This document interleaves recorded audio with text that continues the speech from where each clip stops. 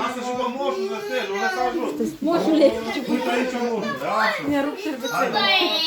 Hai să lăsăm pe moșul. Cine a venit, Sofie? Așa, uai! Câte jucării avem noi aici. Aici avem o frumos pentru un băieț. Wow! Uite, aici avem pentru... Dar spune, dragul moșului, cum te cheamă pe tine? Iani. Bravo! Uite ce avem pe Sofie. Da? Lasă-o jos. Lasă-o jos, hai să vedem. Și cine știe să-mi spună la moș o poezie? Ia. Dragi părinți și bunici, grupa noastră de văniți s-a pregătit de sărbare pentru că e o seară mare. Cu toți ne adunăm aici, voi cei mari și noi cei mici, poezii să recităm și un cadou să căpătăm.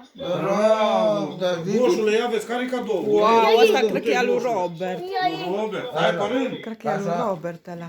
Așa, acum spune tu, dragul moșul, vine lângă mine să spui o poezie frumoasă, așa, spune acum. Pune ai drag grădinița. Poezia. Cum e la mine? Iar știe. A doua. Nu mă știu. Nati, Nati, Robert, Nati. Zi, Nati.